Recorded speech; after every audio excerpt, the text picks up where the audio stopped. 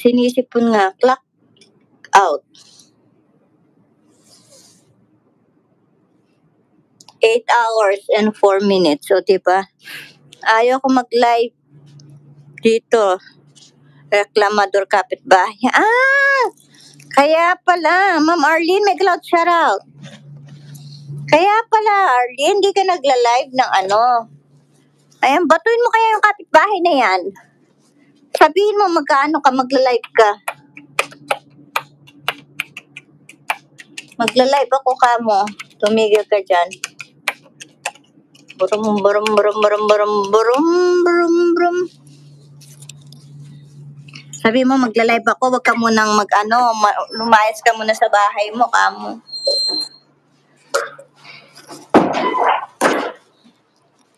Yun ang sabihin mo. Ay. Kasi malamig sa labas, kailangan natin ng protection sa tenga kasi sa tenga pumapasok ang lamig. Bakit na gano'n? Nagpa-blackout yung ano ko.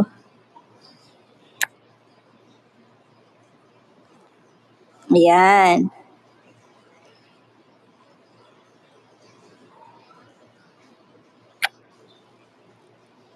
Mamamatay na ba? Strict ang Singapore host. Strict ba?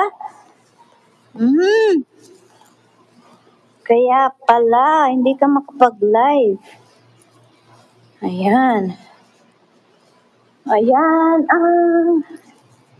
Wala na mga estudyante, so kailangan na natin umalis.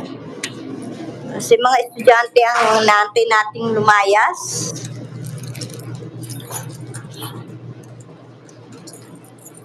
Sasara ko na yung mansion ko. Mansion kong nasa level 16 floor ako. Oo nga. Yun lang. Hindi ka makapag-ngaw-ngaw. Ngaw dito doon. Sara natin yung pinamanan. O, diba? Yan, hantay lang natin yung oras.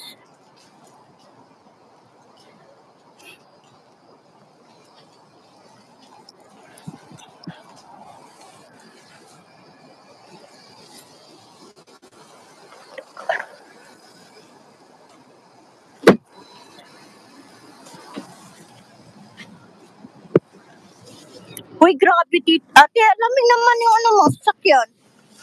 Ang lamig.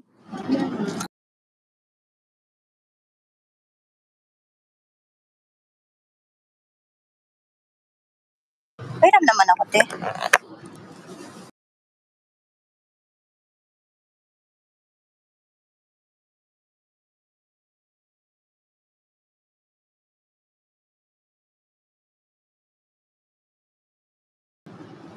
Ayan. Mingat kayo, love ko. Ayan, thank you. Bye-bye, host. Mingat. Ayan, salamat Arlene. Si Arlene, puntahan nyo. Magandang bata. Napakagandang bata ni Arlene. Manang-mana sa tatay. Sa daddy pala, hindi sa tatay.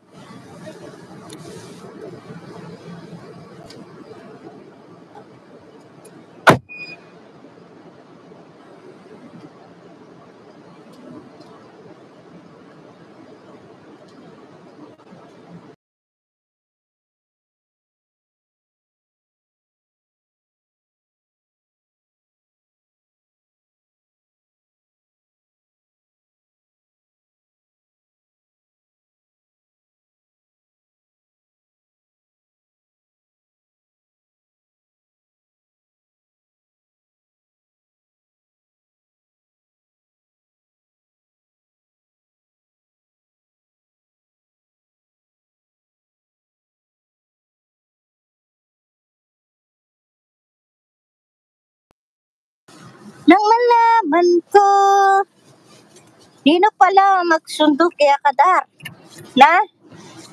Ay, ningabi ako. Yan. Ayan, yung driver ko.